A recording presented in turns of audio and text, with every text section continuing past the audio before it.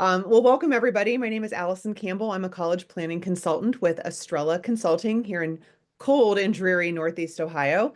And with me tonight, I have Adam Savedra and Lexie Milford, and they are going to be talking to us all about the PGM University Golf Management programs and some of the pathways. So if you are a student that's on here, if you're a parent that's representing a student that has interest in taking their love of golf to the next level, you are in the right place. And what better time to do this than the week of the Masters? So thank you so much for being here. Absolutely. Our agenda, just going to breeze over it real quickly. We're going to meet our panelists and get to know them very quickly. We're going to review and overview the PJ professional pathways.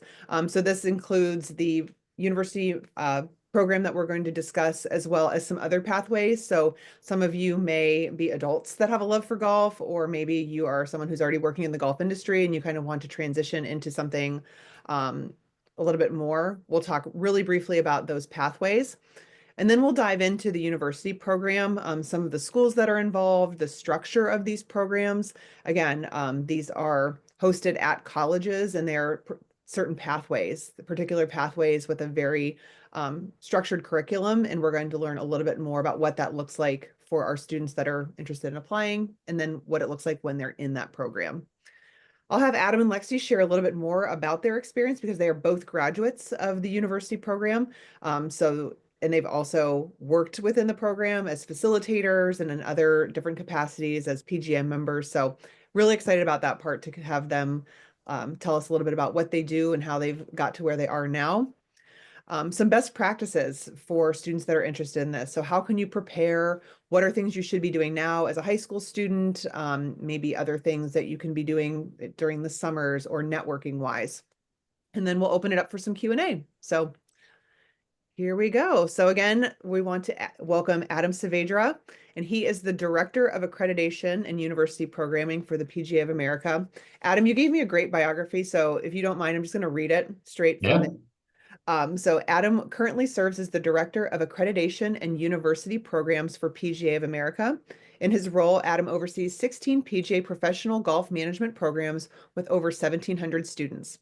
Adam earned a marketing degree with a concentration in professional golf management and a master's degree in business administration from New Mexico State University. He began his career in golf as an assistant golf professional at the PGA Golf Club in Florida, and then served as first assistant and tournament director at the Biltmore Resort in Miami, Florida. Adam moved into the role of assistant director of the professional golf management program at Clemson University in 2005, earning a master's degree in parks, recreation, and tourism management. He then joined the PGA of America's education department as an education faculty member in 2021 and was promoted to his current role in 2024. So welcome, Adam. Thank you so much. That was great. And now we have Lexie Milford, who's a fellow Clevelander, but is enjoying her life down in the South. And I don't blame you. We were just discussing how miserable the weather was here. But again, grew up in Cleveland, Ohio, and played collegiate golf at Trinity University before transferring to Clemson University in 2008 to join their professional golf management program. She graduated from Clemson with a BS in Parks, Recreation, and Tourism Management with a concentration in professional golf management and a minor in business, and was elected to the PGA of America as a Class A member. So I'll have her explain that probably later. She broke into the golf industry as an assistant golf professional in Aiken, South Carolina before joining First Tee Aiken chapter as a program director in 2013, and then eventually promoted to executive director in 2016. She completed an MBA from USC Aiken in 2018, and then was promoted to First Tee headquarters team in 2019 as the director of chapter relationships, then transitioned to roles at First Tee headquarters and the programs team in 2022. Currently, she is the senior director of programs, technology, and support at First Tee headquarters. And for those of you that don't know, I keep saying First Tee over and over again. It's a nonprofit organization with the stated goal of improving children's life skills through golf, which is awesome. I love that. As a former athlete, did I tell you? Oh, I didn't even mention this. I used to coach college golf at Baldwin Wallace. Oh, awesome. I didn't know Nice. that. Yeah. Fun fact. I grew up playing golf. My dad was big into golf, and that was like his dream for me was to play college golf. But I played college basketball instead because I don't love the outdoors and I just like more fast pace. And but the golf aspect was so much fun. I actually really sometimes enjoyed coaching golf more than basketball, but it was just like a totally different dynamic. And my team was very focused and intense and successful. So they made it easy. And I just had to drive the van and feed them. So I appreciate That's people that awesome. can actually play golf and are pretty good at it because it's it's like one of those sports too. Like you just really need to like practice and hone in. You need to be a good athlete, but I mean, there's just so many like technical skills. Yeah. You don't have to be the strongest. You don't have to hit it the farthest, but it's just a really challenging, rewarding sport all rolled into one. So thank you, Lexie, for being here as well. We really appreciate it. Absolutely. Thanks for having me. So we'll talk briefly about ways to obtain PGA membership. And again, we'll talk a little bit more in depth later about the university program, which is why most of you are here. But the PGA Associate Program, in order to become a PGA Associate, you must, I gotta move my head so I can see it, meet eligibility criteria, which include employment at a golf course or a qualifying position for a playing ability test. So again, this is someone who maybe is taking like a less traditional route, like you work at a golf course and you're like, you know what, I really like this. I think I'd like to work my way up in the world of the PGA. You would kind of go into this associate route. There's some online coursework, seminars, and you must continue to build your work portfolio and then have knowledge checkpoints in order to achieve this. So if you guys want to expand on this, if there's anything that I'm missing in the slide, or if you think that would be interesting for our folks to know, please go ahead and weigh in. Yeah, no, that's good. This is the associate program is actually probably it's our most common program to becoming a PGA member. So we have over 7,000 associates and about 1,700 university students. Generally, the big difference is associates are working full time, as professionals, and they're doing their coursework, their education while they're working in the business full time. In terms of entry, they have to pass the PAT before they even become an associate. And as a university student, they kind of work through that PAT while they're a student in school. It's very much they do everything on their own. They do all the coursework, they do all the learning, the work experience portfolio. They do basically all of that on their own. But they're out in the field, they're working full time in the business as PGA professionals, working through their 3 levels of education. But this is probably the most traditional path.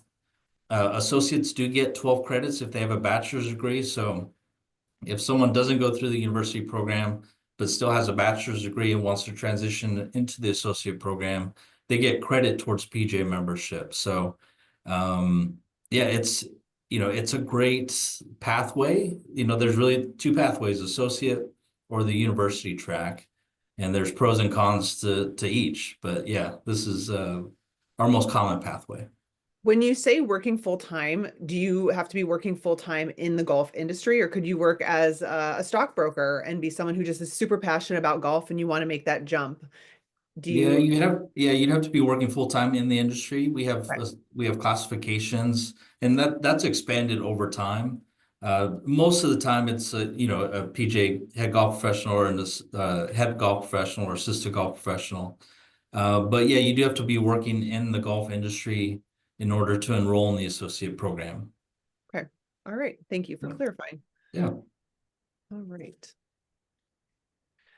So we have the PJ affiliate program. So these are for people who are not working in the industry. This one could be my stockbroker, I suppose, Yeah. or golf professional. So they are not quite at the associate eligibility level, but they're able to kind of do some of that entry level stuff in order to gain like some preliminary membership, it sounds like.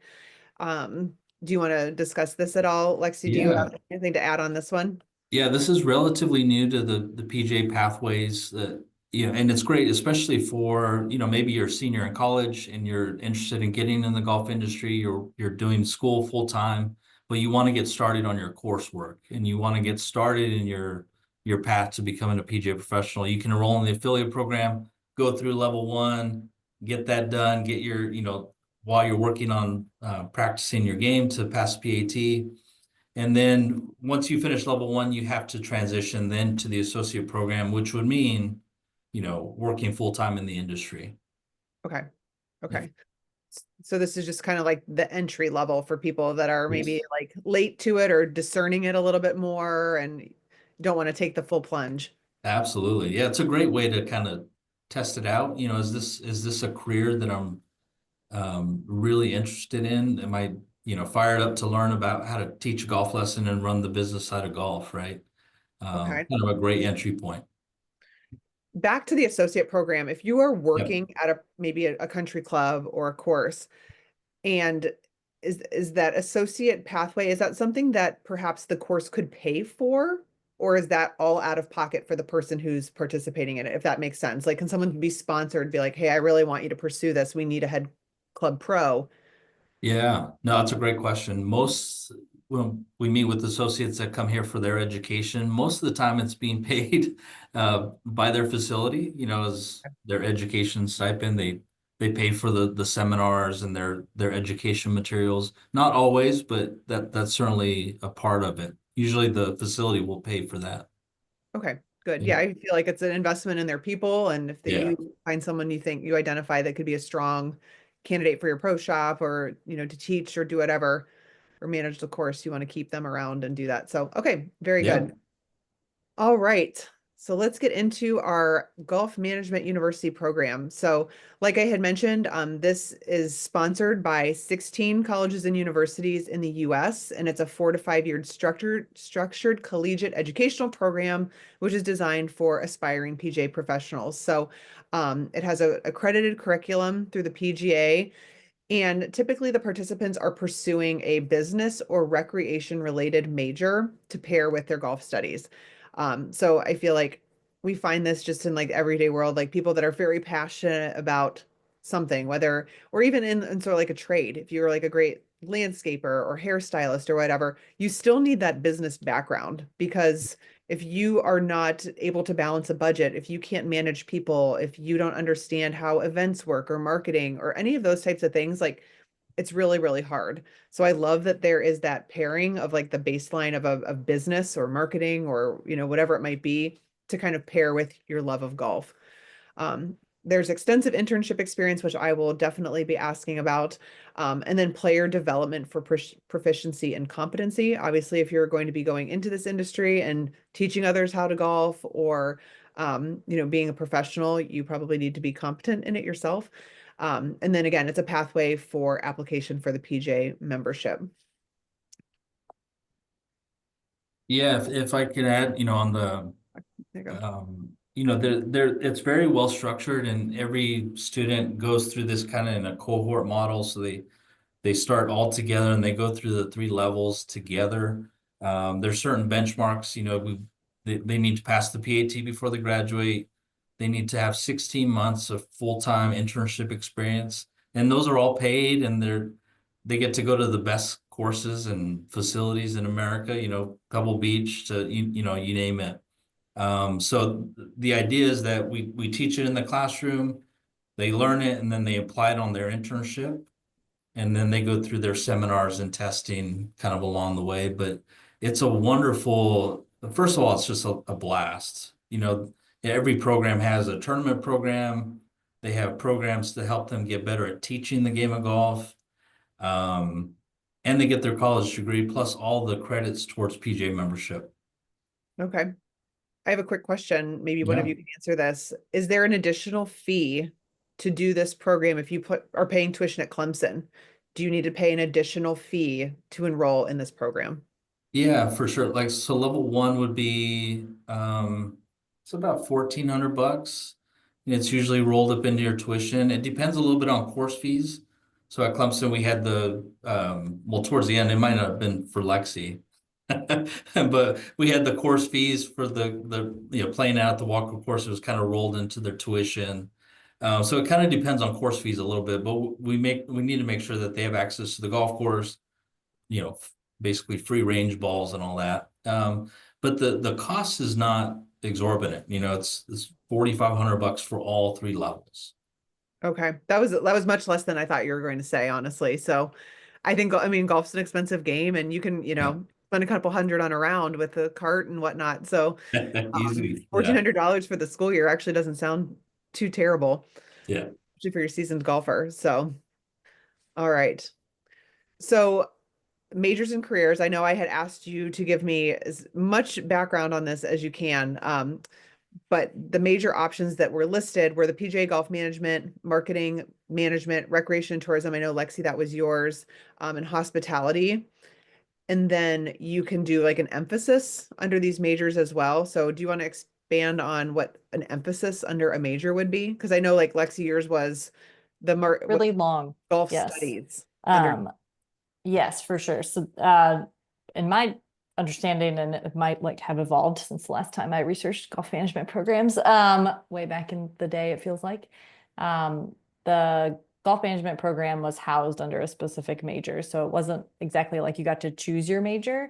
If you wanted to go through the golf management program, you were then going to be a marketing major. And then in Clemson, they structured it as concentrations. So our major was Parks, Recreation, Tourism Management.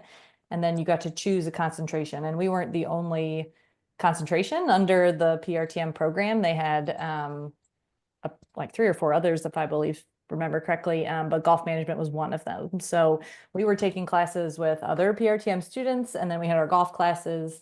And then what drew me to Clemson outside of all of the intangibles of it being Clemson was the associated business minor that came along with it. So you kind of automatically in the course catalog as it was laid out, it had sort of your pathway structured for you. So you didn't really have to like think about it too much, to be quite honest, to be able to walk out of there with a pretty robust degree and a minor to go along with it. And then Clemson also, and I'm sure others do too, have the option to add on. If you add another half a semester or a couple more credit hours, you can end up with a double major pretty easily just because of the length of time it takes to go through the different classes as part of the golf program. With the major that was already built into it, it's a pretty easy lift to go ahead and get the double major or walk out of there with something else. So I was in school long enough, so I chose to not do that, but because I did transfer, so had an extra year of fun education and tuition with me along the way. But it was a nice perk, and all my research of the different programs, they all seem pretty similar to have those types of flexible options to really walk out of there with a very robust resume between education and internship. It was pretty awesome. Yeah.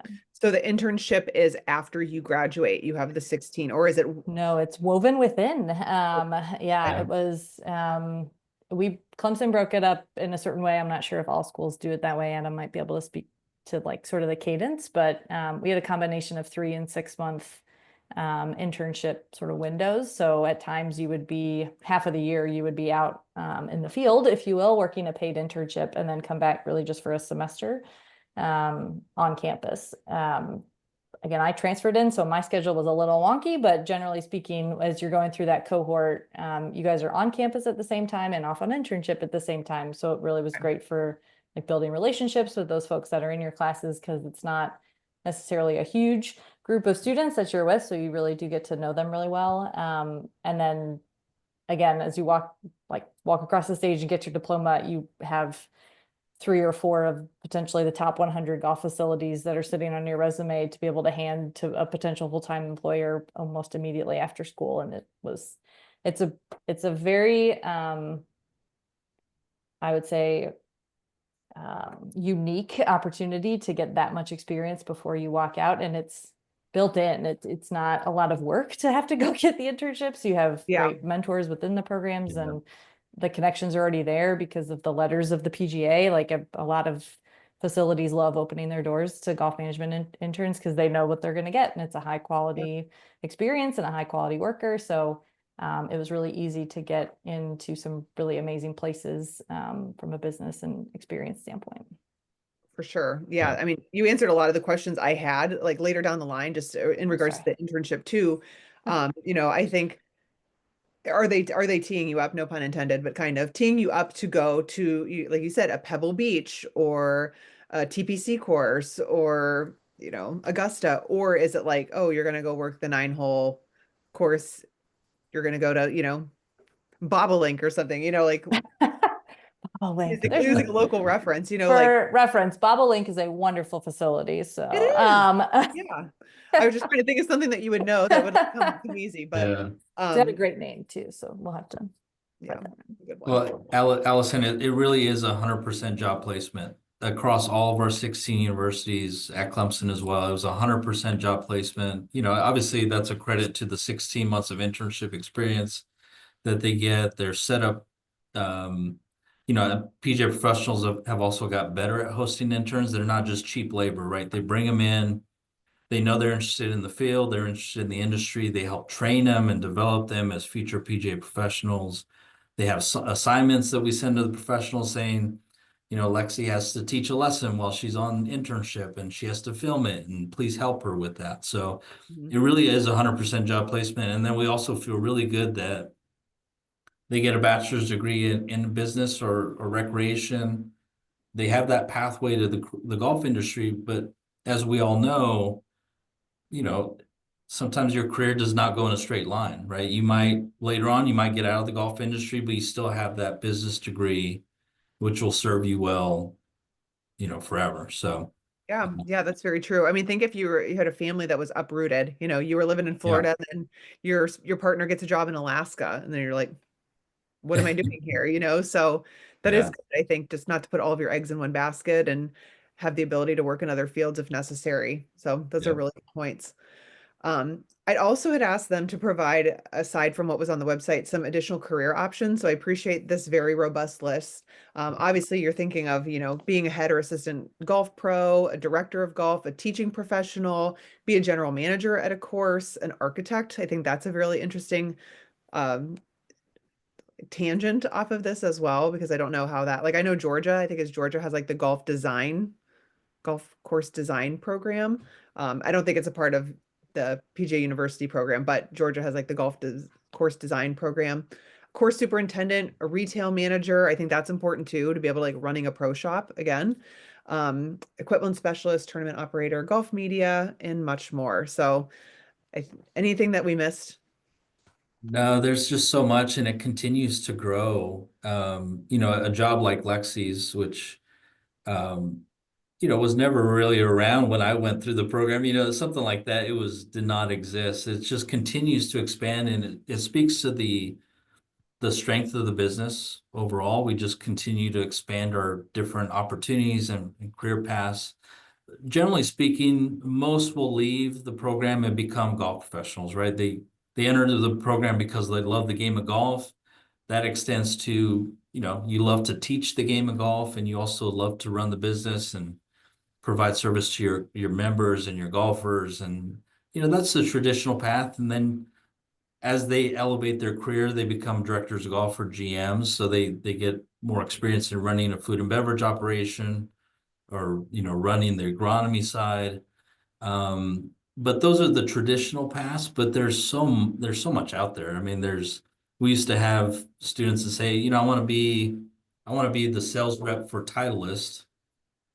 And sure enough, they would make it happen, right? They'd intern for Titleist, or, it just opens up so many doors, and it's not hard to sell Titleist golf clubs. Yeah. It's a pretty easy sell. So they're living the dream. But yeah, if it's in golf, you can do it through this program. Okay. Very cool. All right. Let's see here. So we want to highlight the member schools. I really at first tried to find all of the like the seals of all the colleges or their mascots, but it looked like a hot mess. So we just decided to list them out. Yeah. So I don't need to read all of them here, but I think just to show you that there is a lot of diversity within this group. Geographical diversity, we've got schools in the north, schools in the south, coastal, west coast, right smack in the middle of the Great Plains. We have large state schools. So you see like a Penn State is on there. Another big one would probably be like University of Nebraska at Lincoln. We have an HBCU. We have small Division 3 schools and Methodist. So we have Ferris State, which is Division 2 school. So they are literally all over the country, all over the board. And I think that's great because it caters to all sorts of types of students. And even from like a price point perspective, like we've got some state universities with like a lower entry level price point if you are a resident of that state. And again, we have some private schools that are a little bit more academic. So there should be a fit, hopefully, for you within reason. I mean, I don't see any in Ohio, but I mean, Ferris State's probably like a 3.5 hour drive. Penn State's not too terribly far either, but those are very different schools. Ferris State small, Penn State is large, big school spirit. So just keep these in mind. And I know, wasn't there recently, within the last few years, there was a 17th school that dropped off? Yeah, there was. NC State is kind of in teach out mode, but that's so perfect. There's a diverse range of schools here. Most are in business. Obviously, you have some in Parks and Rec. You have some where PGM is the actual majors. So Florida Gulf Coast, University of Maryland Eastern Shore. So they have more credits dedicated to golf management curriculum. Um, Now, I will say these are our accredited universities. So this is the universities that I have the privilege of serving. There are a lot other programs in America that are called professional golf management programs that are not accredited. So Okay. that means that they don't earn credits towards PGA membership when they leave that school. So if you're interested, you'll see other programs that are not on this list, and those are not accredited by the PGA of America. Not saying, they certainly do a great job in delivering that content, but they're not allowed our access to our materials. Okay. So it's kind of, I don't want to say like a moot point, but if that's what you're working towards, you're kind of Yeah, wasting your time or your money because you could have been kind of double dipping on the credits and the certifications. And now yeah, you really have nothing to show for it other than maybe an internship or whatever, but you still have to start over at that associate membership level. that's correct. Yes. Okay. All right. Let's see what else we got. So what is it like in this program? So I feel like we've kind of touched on this a little bit about the internship experience and those rotations. But I'm kind of wondering what a day in the life looks like. Golf is an early morning sport too. I mean, early bird catches the worm. You've got people out there on, you know, cleaning up the course and doing all the things before the sun even comes up. So maybe Lexie, as a student, can you tell us like what did a day look like for you typically? Maybe with that internship component as well. Sure. So to dig into the depths of my brain because it feels like a long time ago. I think when I think about my time back on campus and like taking classes and participating in sort of golf management activities, I actually also had the privilege, if you will, of working at the golf course. So I got a part-time job at the Walker course while I was working or while I was in school. So for money mostly because I was a poor college kid like everybody else, but it worked out because I liked being around the game and needed to practice, so it was great. But really it's a pretty common college experience. You wake up, you have your schedule of classes that are laid out for you during the day. I will say each semester it was nice. You weren't totally saturated in golf management classes. You were able to take a lot of other things at the same time. So really you only had maybe like one or two golf management classes that you were expected to be at over the semester. And then you were taking your business or your accounting or your marketing, or I was a math freak, so I took statistics for fun and like those types of things that you can also have the ability to sign up for and fill your schedule with and kind of make sure that your semester of classes is as diverse as you want it to be experience really all that the college has to offer. You don't have to be so focused just in the golf space. So just like any other college kid, you'd go to your classes when you wake up, hopefully not at 8 a.m. I will say the nice part about at least our program, and I think it's like this across the country, the golf management, it was almost like its own little club. So we would have meetings and social gatherings. Adam touched on the tournament side. We would play competitive events against each other, travel around if you qualified to play against other schools in the golf management world, which was also a fun experience. So you were almost like your own little team, if you will. If you're interested in college athletics, it was like the perks of college athletics without the pressure of college athletics, to be able to play a lot of golf with people a lot from all around the country that were sort of in the same boat as you of like taking the classes, trying to get their degree, but also love the game. And it was nice to be kind of surrounded by those people all the time. And of course, at the university, you still had plenty of time to do all the things that being at Clemson or wherever had to offer. So football games and all the things that you want to participate in. It wasn't like this program was all consuming and you couldn't do anything else. Like you definitely could just be a part of the culture of the campus. And some of your classes talked about golf. So it was a nice balance to be able to really make the experience what you wanted it to be. You don't get so inundated with, I guess, the expectations and the workload that is the golf management. focus or concentration. Okay. And then when you were out on internship, I chose a handful of times to also take an online class. I don't recommend it. I definitely recommend staying focused on the internship because then you'll have way more fun. But you really are just working full time in the business when you're out on internship. I had the pleasure of kind of a pretty diverse background of internships. I dabbled in the private club world. Actually, I went back home to Medina, Ohio, Fox Meadow Country Club, if you're familiar. But for my first one, and was able to work in the shop. I worked a little outside, helped them run their giant member events and other social events that were part of the facility. So the pro at the time really did take me in as like a mentee and really coached me up on sort of the professionalism and the expectations and how to like really handle yourself. I mean, I was 19 at the time, so I'd only ever been on the other side of the counter. So it was a really great experience to learn the customer service side outside of a book and how to interact with people and like what a firm handshake and eye contact can really do for you in that situation and those types of things that you can't really learn out of a textbook, but you get the experience because this program has it built in. So you end up a very well-rounded student as you walk out of there at the end of the day. And so yeah, it was overall a very typical college experience, but with the added bonus of all of that amazing work experience that was kind of woven in between. And I was just kind of curious how it kind of compared to maybe being a golf athlete, because you'd mentioned that you were at Trinity and played golf and then transferred to Clemson. So like, was the pressure of being a college athlete, was that more than what the pressure of like the program was, or like the golf focus, or just different? Trinity was a Division III, so I'll say that pressure was not overly high. We still traveled, and as most typical student athletes, you miss a lot of class and you have to figure out how to balance that time of practice and play and tournaments with the expectations of the school and the academic side. And at a smaller school like I went to, there wasn't like the giant student athlete center that was helping you through all your classes. You were very much sort of figuring it out on your own. But we had great coaches and they definitely put the student part first, a student athlete when I was playing. So it was wonderful to have that sort of support system in the background, and all the girls had the same sort of mindset of like, we're here for school, but we also get to play fun golf. And it was a great support system and a great community to be on the team. We got to play some amazing places. Trinity University is in San Antonio, Texas, by the way. So I like bounced all over the world because I could at the time.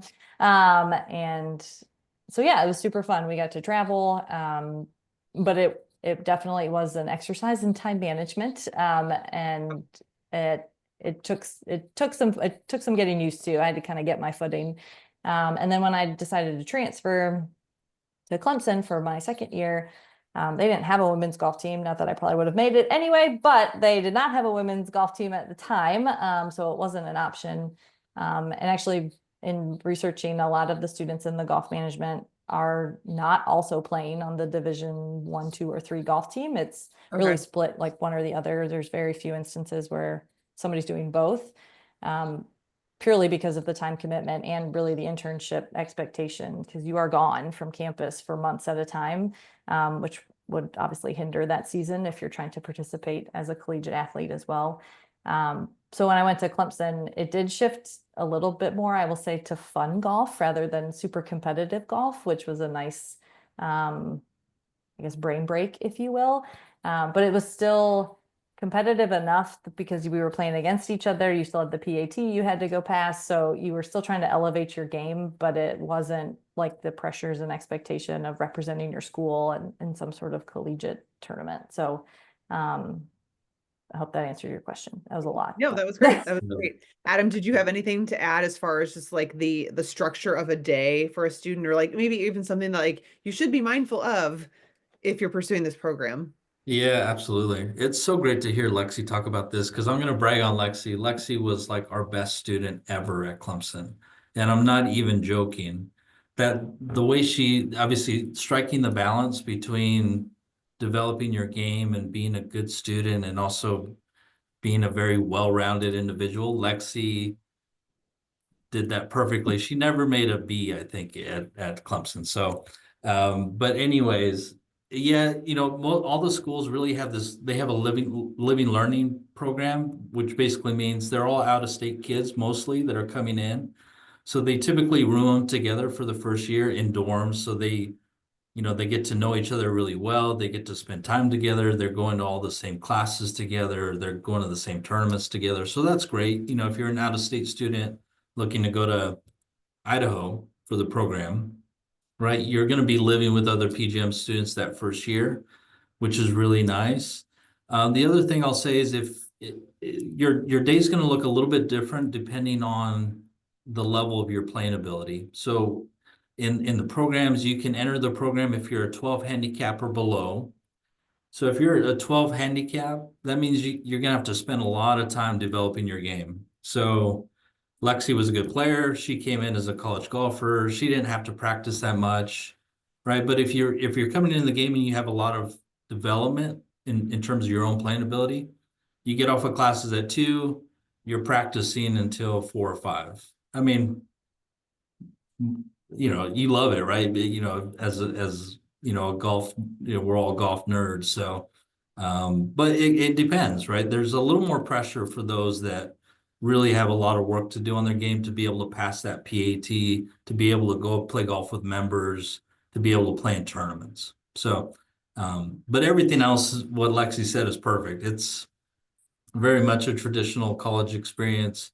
The question that I always used to get from parents is, my son or daughter is interested in joining a frat or sorority. Should they do that? Your time is pretty much accounted for, although you can do it, but PGM has its own, you're kind of walking into your own club per se with similar interests, and you have that group that are going through the program together. So it's pretty cool.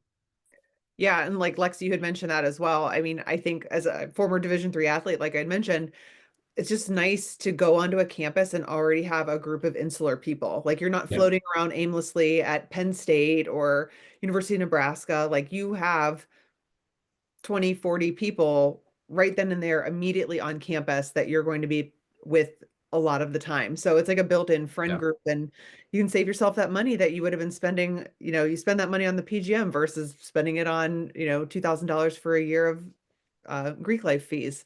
But yeah, it is really nice Yeah. to have that built-in support system of your peers right off the bat. Yeah. Very good. Okay, let's see what else we got. So this one says best practice makes perfect. So if we have students that are interested in this or parents that are here in lieu of their students, what would you be recommending to these high school students that are trying to discern, is this something that's going to be right for me? Could I see myself doing this as a professional? What college should I be checking out? So these are the things again that they had provided to me as far as like the programs are all different. The college vibes are all different. Is what I do working with all sorts of high school students and their families across the US is we're really big on fit. So making sure that you know that this school is the right size, it's the right distance from home, it is accessible, it is affordable. That's a big one too. You got to be affordable. Um, so making sure again, every program is extremely different. Like the PGM program is probably pretty structured and they're going to be similar to each other as far as curriculum goes, but the college vibe is going to be vastly different depending on where you go. Again, highlighting what elements are important to you. That's something I work on with students. Like what's your must-haves? What are your non-negotiables? What are your no ways? So we can X out some of those programs right off the bat. Building relationships, and I think golf is such a relational game.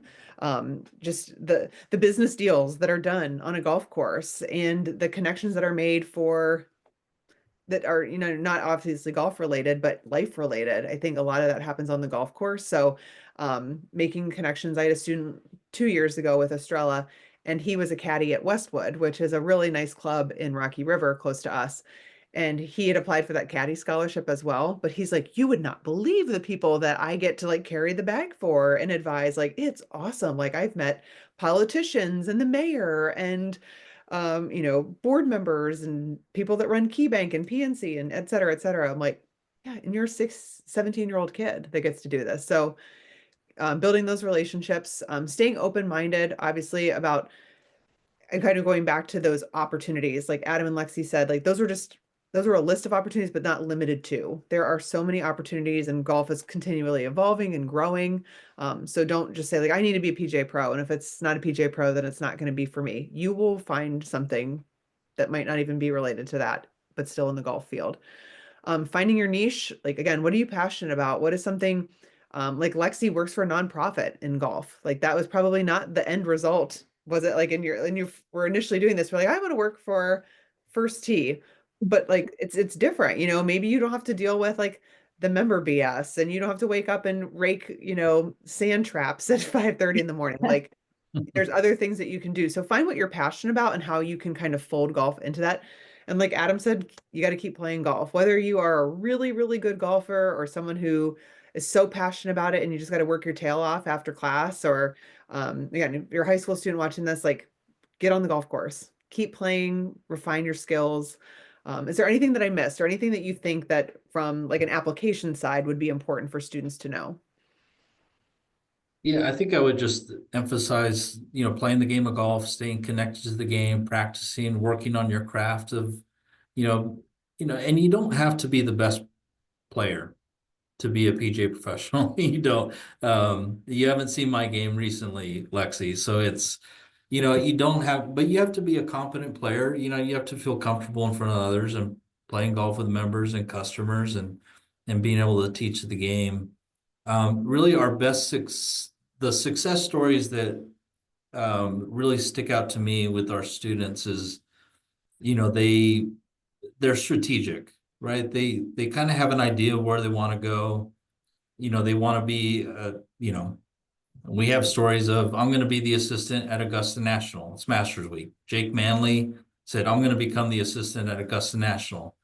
Jake, that's awesome. Shoot for the stars. To do that, you need to work for this person. And you need to work for this person and do a great job. And he became the assistant golf professional at Augusta National, right? They have this vision of where they want to go. Doesn't mean that it's not going to change and weave and bob all along the way, but they're strategic in what they do, not only in their skills, but where they go for internships and what they focus on in schools. And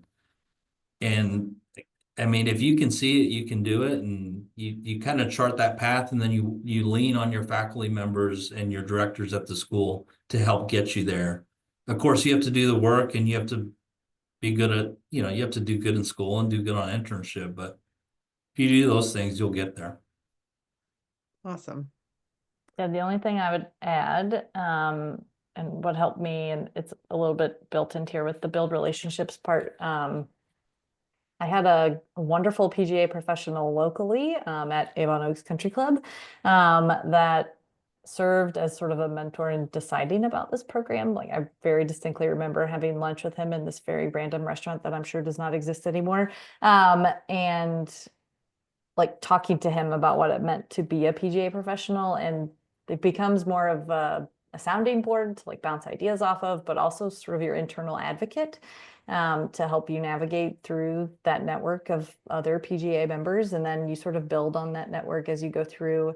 Adam and I have stayed connected over the years occasionally, like we still talk and text. And then we have the folks that I've done internships with, is like people in Ohio. Obviously my family's still there, and so I hear stories about them, and they say hi from afar and I say hi from afar. So it you find the people that will sort of advocate and help get you where you want to be, and you do your best to stay in touch with those people, because it very much is more about who you know than what you know in this business. And the 3 letters will open a lot of doors, but it's the people behind them that you really need to get behind and understand, like, and build that sort of network around you to help you get where you want to be. That's a great point. Yeah, definitely the relationships are so key in any field, but it sounds like, especially for your high flyers and your kids that really have those lofty aspirations, that you just need to stay connected and, and make genuine, authentic connections with people. Not, I'm doing this just so you can put a good word in for me, but like really getting to know people, getting to know your members, like your members, I'm sure are very well connected. So maintaining that professionalism and the firm handshake and the smile and the hello and the conversation, I'm sure is key. And those are things that you can't get from a classroom. Just being out in the field is the best way to establish that. So, all right, Yeah. thank you for those. Those were great. Okay, let's see if we have any questions for Adam and Lexie.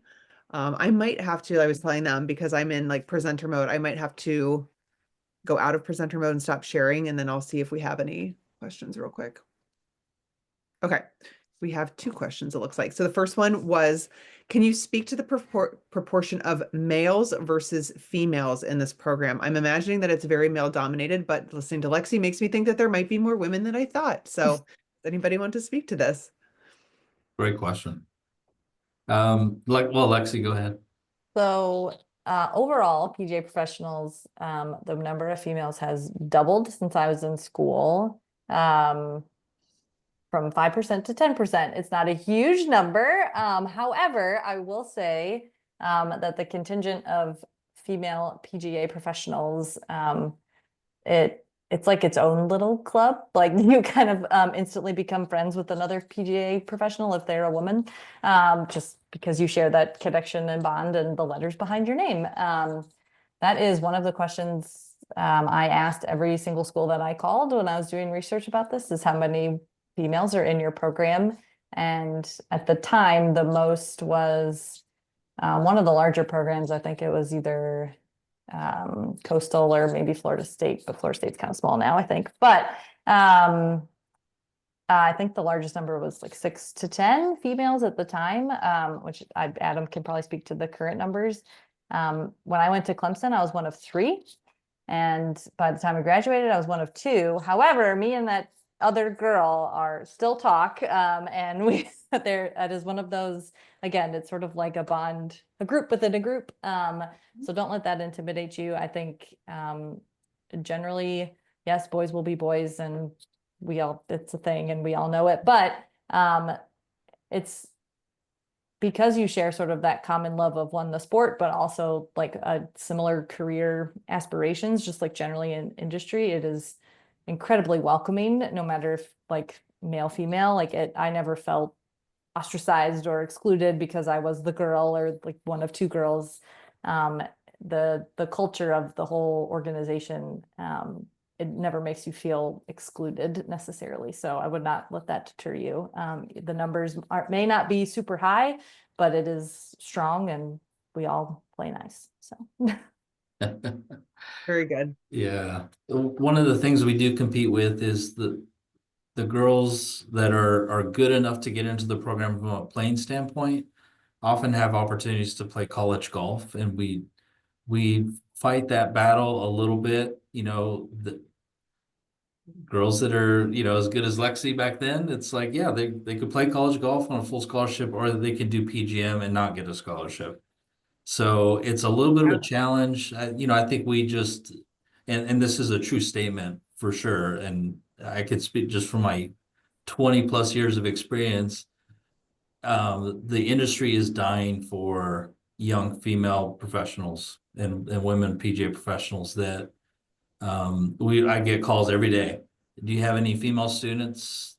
I mean, it was just the opportunities are endless. And we need that in our game, right? That's one of the places that we need to grow. Obviously, we got a COVID bump in participation in the game of golf, and women participation's up, but there's so much more opportunity out there to grow the game, to grow the women's game for sure. That's great. Yeah. I tell my girls, I say I have triplet girls that are 10. I'm like, we need to get into golf. We need to get into golf. And we actually just joined Avon Oaks. So it's funny that you said there that. you Nice. go. I'm signing them up for summer golf at Avon Oaks. Yeah. Next question we had was, are the programs competitive? Is there a cap on particular programs? And should I apply early if I'm interested? That's a great question. There is a cap for some schools. Some are at capacity and they're kind of capping enrollment. Generally speaking, there's really no cap. There's targeted enrollment for all of this. Some schools are very focused on, they want to get the best students that are not necessarily concerned about the numbers. But generally speaking, if you qualify, especially from a playing standpoint, and you get into school, there's also, you know, other school programs will also, you know, they want to make sure that you visited the school, that you've talked to the parents, you know, so there is kind of an interview process for a lot of these, right? So if you're interested in any school, you want to contact the director, ask them questions, go visit the school, tour the school, meet with the director. But yeah, there's no cap. It is. I used to meet with. We'd have parents come and they do the Carolina swing. They go to the 5 other Carolina schools, and you know, and sometimes they'd ask, you know, what makes your program different than Coastal, or what makes your program, and it's more of each program's different. You know, and we never said, oh, we're better than them or anything like that, but it's all on that tour, which you'll find yourself kind of, oh, this is the program for me. Like you had talked to Alyson, it's about fit. So yeah, that's the big thing. From a competitive standpoint, though, it is harder to get into academically into some of these schools. Mhm. Yeah, I was going to say that too. I was like, Clemson is so challenging to get into academically right now. I mean, especially for Yeah, out-of-state students. So, yeah, we had a book of some sort, like if a student is it one of your top candidates, but they're kind of like from a admissibility standpoint, like is it the chicken before the egg or? Yeah, generally speaking, you have to get into the university before you get into the program, obviously. So you would, at Clemson, it was clockwork. We'd have 100 apply, 50 would get into Clemson, 25 would come, basically. Yeah. It was almost Pretty clockwork like predictable that. yield. Yeah, so All right. And we had one last question that trickled in. Who pays for housing, food, and living expenses when you are on internship? it's a great question. Most times the clubs will pay for the housing, Okay. especially at private clubs, you know, especially in the Northeast, housing's free. It's usually 12 to 15, $18 an hour, you know, plus, you know, junior camp revenue and all kinds of good stuff. So generally speaking, students come back and they've made a decent amount of money. They've gained a lot of great experience and they live for free. So, Okay. yeah. Yeah, that's good to know because I'm thinking, I'm like, yeah, if you get sent to the Northeast and you're somewhere down in like the Great Plains or down south where just the cost of living is a lot less, and then you're expected to find housing in Boston or New England or Long Island or something like that's really challenging for a It's student. really tough. 3 months leases do not exist for summer internships. It's really hard to get. So the club usually arranges all of that. Okay, very cool. Those are great questions. Thank you for submitting questions, everyone. There were. So yeah, I think we're right about at a time. I told you it'd be no longer than an hour, and here we are with about 6 minutes to spare. But thank you both for spending your time with us and for all of this wonderful insight. If you don't mind, we will send out the recording to everyone who's registered. If you don't mind, we will send out your contact information if that's Sure. okay. If people have questions or want to follow up, that would be that would be incredible. So thank you again for your help, and I hope you have a wonderful rest of the week and month. It was Thank nice Thank you meeting you all. as well. Have a good one. All right, take care. All Bye-bye. right, thank you. Bye-bye.